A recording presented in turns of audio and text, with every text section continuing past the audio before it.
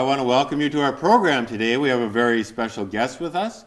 Her name is Carol Pedersen, and she's from St. Peter, Missouri. And so, Carol, thank you so much in your willingness to be on our program today. Thank you. And I must say that our program today is, well, it's dealing with a very tough subject. And, you know, as we think about death and dying, but then more specifically, as we think about suicide, I mean, it's almost like this is taboo. We don't like to hear about suicide. We don't like to talk about suicide. Most people feel very uncomfortable talking about it, and so it's always good when we have somebody who feels comfortable and has some knowledge and is also proven to be very helpful when it comes to this subject. And so, Carol, it sounds like you've done a lot of grief work. You know, you've had some grief training, and you know, do you want to explain a little bit about that as far as you know, how you kind of got interested and how God has called you, in a sense, to be working in this whole area of grief? I lost my mother in 1972 to suicide. I lost my husband 10 years ago to suicide. And when that happened, your whole world stops. 1 second in time just changes your whole dynamics of your life. And I went into a really dark place, went into a lot of depression, and came out of it and heard Dr. Alan Wolfelt speak. And God basically took over from there. I went to Colorado and took some courses from him in death studies and running grief support groups and sessions on suicide. And I came back to church and became a Stephen minister, worked alongside care receivers. And then several of us got involved with the military and their suicide families and the different families in the military before, during, and after deployment. It's called Heroes Care, amazing group. And then started a grief share group at church and been walking beside suicide families ever since. And it's just people with other losses as well as suicide, but it is a very, very sad topic. I think it really does need to be addressed in so many areas. And that's just what my life's work is going to be. It's my ministry at my old age.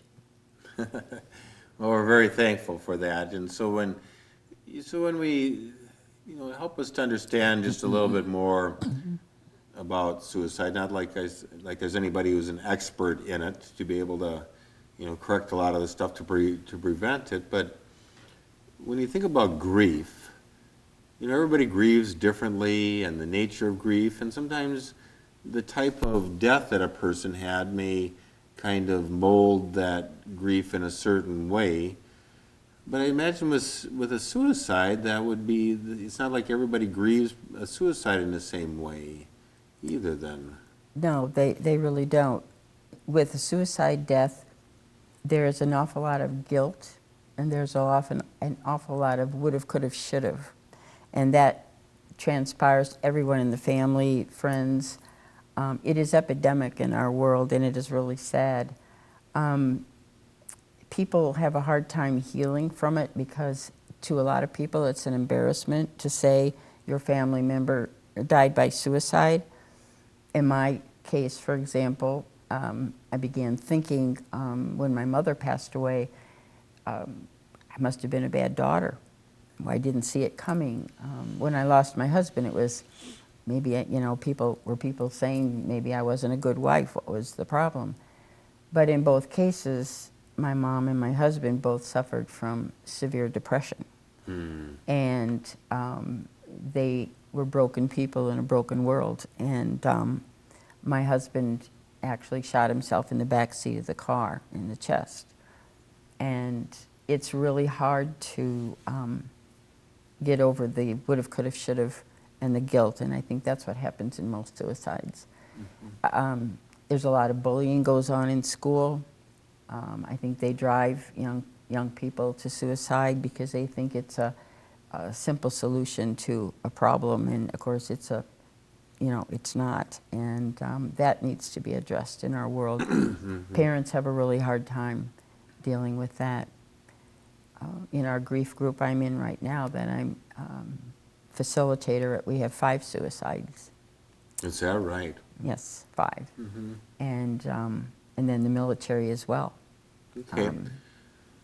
So I know that depression is oftentimes, I mean, that's the cause of a lot of suicides, depression. And I think I think a lot of people who suffer, I mean, I think, well, we all can have our days where we are depressed, but then there's depression at a whole nother level. Like you say, severely depressed or clinically depressed. And I think that we've made some steps. You know, I think a lot of people who are treated with medication now, that they can, you know, live a normal life, you know, but still, you know, that's a battle, depression, you know, that, you know, I can see where we can really be, you know, would've, should've, could've, and things like that, but the nature of depression is that even the most loving people, the most supportive people, cannot oftentimes prevent that from happening. No. And that's the hard, that's what's hard too. You always think, if only I had done this, if only I'd been a better daughter and realized my mom was struggling. I think one problem with depression, Pastor, is there's so many people that have it that don't really realize it, and they aren't on medication, or they're messing with their medication. And I think a lot of it is children, or kids. They get harassed on the webs and stuff like that, and they think, I can't handle this anymore, and that's what happens. Yeah, so then you have that whole thing of bullying. Now, of course, I was a little boy growing up at one time. I mean, little boys and got little girls. We've all, but I always remember, well, here again, I enjoyed my classmates and I enjoyed my friends and things like that, but there were always some kids that were maybe a little bit more aggressive or mean, or whatever the term that you want to call it, and in some cases they may not have even realized that they were, what they were doing to somebody, you know, just trying to act tough and, you know, kind of hitting them in the shoulder or snapping them with a towel, or, you know, I mean, I could witness some of this bullying. But I don't know, I grew up back in, I don't know, maybe in the Lake Wobegon days, where maybe it didn't seem like it's as bad as what it is today. Have things kind of gotten worse when it comes to bullying? I mean, I've been hearing about this more and more, about bullying. I mean, kids going to school and being bullied to where it's really become a societal concern. It is. When I was a kid in the dark ages, there just wasn't the bullying, but the culprit, I think, is the social media. Kids can hide behind any place. They don't know who they are, and they can torment these young people. And there's a really neat group in Missouri, and I don't know if they're national. It's Kudo, Kids Under 21, and it's a group that really goes into the schools and talks to the whole classes, the junior level and freshman level, and tells them to watch their friends. You know, if somebody's threatening it, or if somebody's talking about it, you need to address it. You need to take them to someone and get some help. I think that social media has caused a lot of the problems with the young people. I think that suicide in the military a lot is from PTSD. A lot of them are dying by suicide after they get out of the military. And that's very sad also. Well, yeah, I've heard, you know, not that I have it off the top of my head, but statistics, you know, just like Vietnam vets and how they came back from war, and how the casualties continue because of the number of the veterans who have come back and have committed suicide because of the post-traumatic stress syndrome. Right. But it's not just Vietnam, but I think every war we've had to deal with that, and as you know, with the Desert Storm wars and things like that now too, and we're seeing that a lot. And the thing of it is, they don't fit in when they come home anymore. They've been a year deployed, and they're seeing horrible things and doing horrible things that they wouldn't normally do. And then they come home and they don't fit in anymore. Their children are saying, you can't tell me what to do. You know, you haven't been here. Mommy's in charge. Or there's no relationship between the husband and wife that has to be rebuilt. The mom's been taking care of all the bills, so you're not going to tell me how to pay the bills. And a lot of them go into alcohol, drugs, but some of them just, they don't fit in, so they end up ending it, you know. So just some of the traumatic things that they've witnessed in war, that they've experienced, things that they have done, and then they come back and the family has become kind of independent without them, which, you know, military families, I mean, you have to give them credit, because I've known some military families where the one parent goes off to war, and then the rest of the family, I mean, they've got to all step up to the plate and gear it up to survive at home, and then they've learned to do that, and now okay, I guess lots of issues there. Every 22 minutes, a military person dies by suicide. Every 22 minutes? No, that's It's scary. serious. It's epidemic. That's epidemic. Epidemic. I didn't realize that it was just And that prevalent. my heart goes out to them because it really is a difficult subject. But we can get through it. It's a struggle. And like any other grief, you have to go through it. You can't go around it. Society wants you to go around it, but you can't. You have to go through it to heal. So right now, Carol, would you say, like, in our present situation, you know, not to say that there aren't other things too, but these would be kind of three of the main reasons why people are committing suicide today would be severe depression, bullying, and then with our soldiers and post-traumatic stress syndrome and what they're facing, all their issues. And people do, in society today with the economy being what it is and everything. Our pastor put it a really good way at a funeral of a suicide victim. He said, it's just many of us, we're broken people in a broken world, and some of us just can't handle the brokenness. And that's, you know, really what it's all about. Yeah. And God does forgive. That's the main thing you hear from, I hear from people a lot. Well, they're going to go to hell, God doesn't forgive, and no, He does. He forgives. That's not helpful. No. No. We hope that God, well, we know God is more loving and gracious and merciful than that. And so many of these people, like my husband, for example, he had electroshock treatments. He had depression so badly, and then he was put on medication, and for 30 odd years he was fine.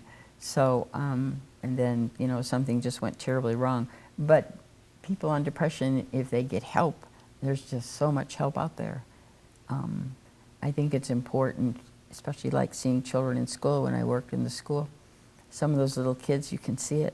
They're depressed. And if someone would just take a good look and look around and be aware of children and your friends, and if they're saying they want to commit suicide, that's kind of a warning sound, and it's okay to ask them, do you have a plan? Okay, so that's one of the things that as you're, you know, that you're trying to be perceptive as you're wondering, okay, that somebody's, you know, even if they're joking, you know, that you take a joke seriously. And sometimes people would say, well, don't ask them, but that's the proper thing to do. Ask them, do you have a plan? Do you have a plan? And if they say yes, well, then you try to get them help immediately. Never, ever underestimate when they say that. They always should get help of some kind. If you're in school, go to a teacher, go to a counselor. If someone you know threatens suicide, if you call the police, I mean, if you think they're really in a bad way and you call the police, they will put them in the hospital for 72 hours and evaluate them, which could hopefully save their life. So that's one of the options, is to call the police, and you can hold somebody for 72 hours. And sometimes that's enough time to evaluate and Get them you know, on. get them stabilized enough to be able to really rationally think about what are the options here. Right. And so, you know, calling the police, and I know most communities, if you call the police, they're there in a matter of minutes, and they're generally very helpful. But what are some other, like when somebody says, well, I'm, you know, whether you interpret it as being joking or not, it's not a joke. And when then they ask, do you have a plan? And, one of the options is calling the police, but here again, it's not like just anybody is skilled to deal with this. And so who would you recommend? I mean, who are some of those people that, if they are available, that you would recommend that you kind of refer them on to? Definitely would be in school. You definitely get the school counselor involved, the crisis counselor in school. Otherwise, where I've had friends that have had that situation come up, get them to a counselor, get them to a psychologist, get them to a psychiatrist, get them in an appointment, say it's kind of an emergency situation. Kind of do a little bit of an intervention, maybe with family, get the family involved and say, we have an issue here that really needs to be addressed, and get family involvement, because I think that's real important, to get family involvement. Suicides is often an embarrassment to people. Okay. And so they try to not address it because it makes them look bad, but it does need to be addressed to professionals that can help them. Definitely. Okay. So, having been through it, and also having some training, having some good training in this, and you have been working with people and being part of like Grief Share and things, and you already mentioned like grief survivors or survivors of, or people who, family members of those who've committed suicide, that one of the things would be that we can become awfully hard on ourselves, and the would've, should've, could've, and sometimes we can separate what is legitimate guilt from illegitimate guilt. I mean, sometimes we can really beat ourselves up over something that we can't. There's not much that we could have done at that point, but is that one of the big issues in the grief counseling, would you say? You can never prevent them from doing it. You can lock them up and so forth, but if they have a plan, they often will tell you what you want to hear. And they can be very cunning, and they can be very, basically fib, let you think they're okay. That's one thing they can do. With the would've, could've, should've, I think the hardest part is realizing that if they didn't attempt it then, they probably would have do it later. I do believe in my husband's case, had he not shot himself that day, he had plans to do it. He left no note, but they often have a plan in place, and so they may look like they're perfectly fine. They may even be joyful at some point, and so you think, oh, they're doing fine, but in reality, they have a plan. And so we have to be really astute, and when we have guilt, we have to come to the conclusion that there's nothing we could have done to save them. And that's the whole thing that's hard to read, because I've heard that from a number of different people who are, in a sense, experts on the subject, to say, because a lot of times when somebody commits suicide, well, we don't understand it. They were at the party the night before, they were happy, they were fine, or whatever. We just saw the person and everything seemed normal, but then you hear where, well, no, they had made the decision somewhere back here, and now they're at peace with it, to the point where their last few days before they do this, they're actually, you would never have picked it up. So everyone else can't imagine why, because they were fine. Many times they have all their ducks in a row. They know exactly what they're doing. And so there's nothing, that was the hardest thing for me. There's nothing I could have done to stop it. And I was really guilty in my heart, because we'd had an argument the night before. Oh, that doesn't help. No.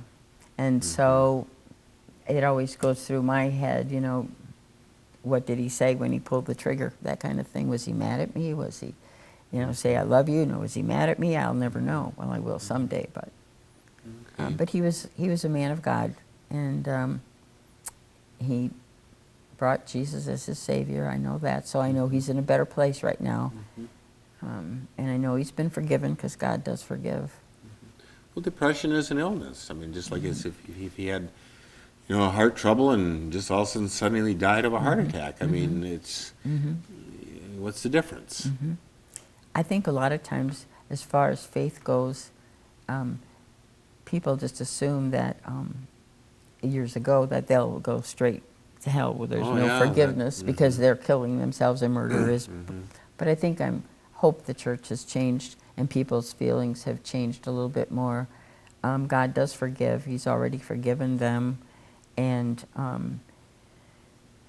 we know they're in a better place. They've been forgiven. Many times they just were good people. They just couldn't.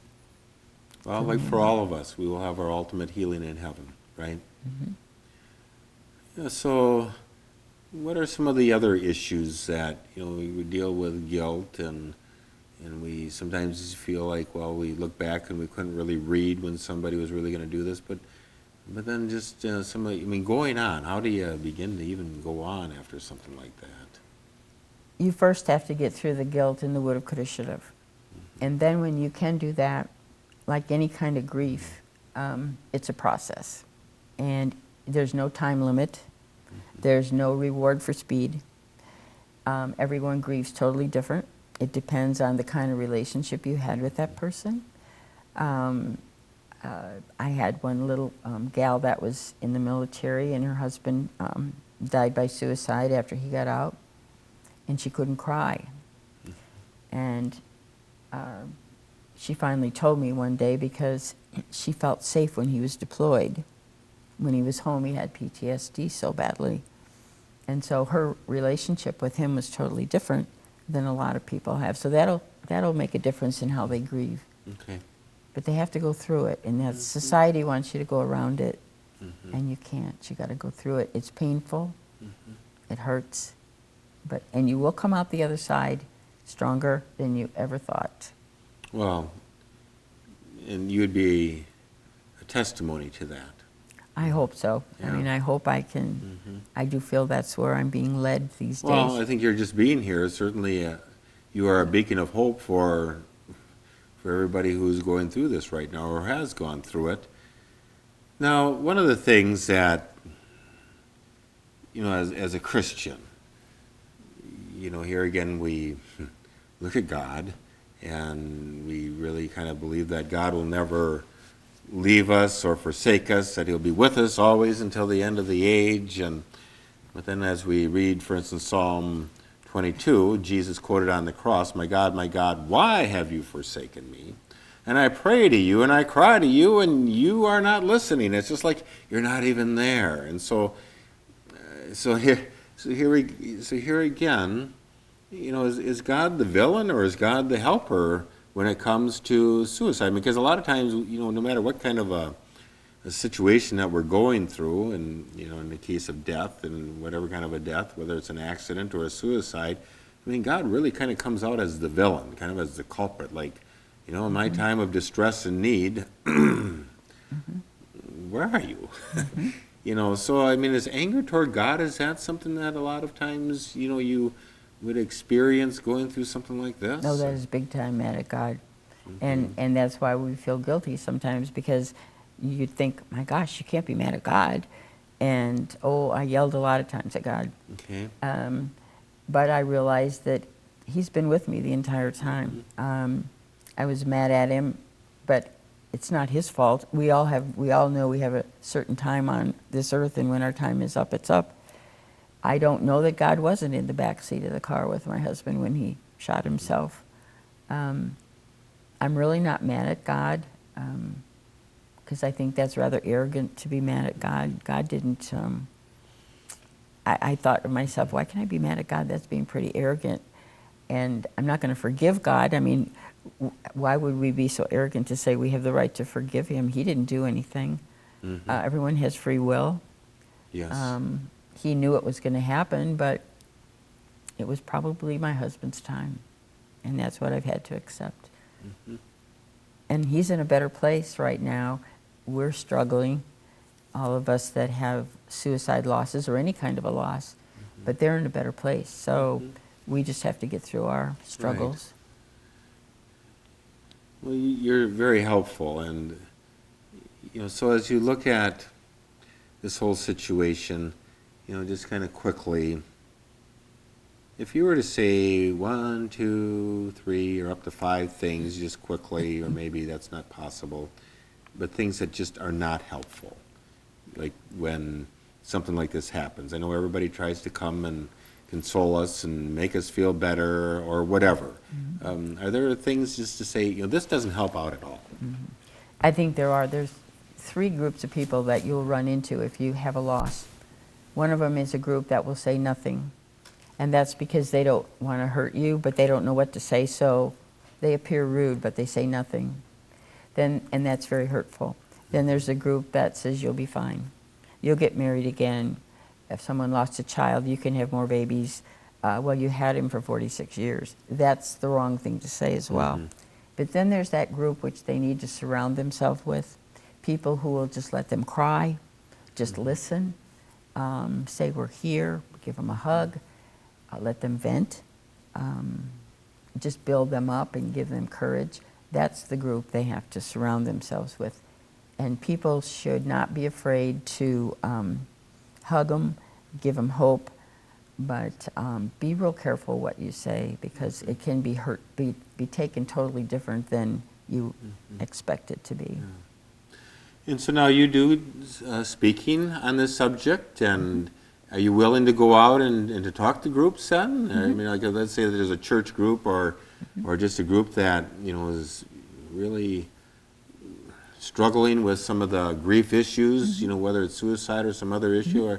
So you're a resource that people could call on, and I'm sure that we'll have your information up on the screen here as well. And so this is Carol Paris. I'm very thankful that she came to be with us today from St. Peters, Missouri. She has experienced the tough thing about not just losing one dear loved one, I mean, if that's not enough, but 2, to suicide, as a result of depression. But there's other causes as well, that can bring depression about, post-traumatic stress syndrome for soldiers, and then also all the bullying that's going on in schools and also in the workplace. But yet Carol is a beacon of hope, and that she is carrying on with life, not by God's strength and will. Not that it's easy, but she's also then being a real helper, being a minister that God is using to minister to people who are going through these most difficult times.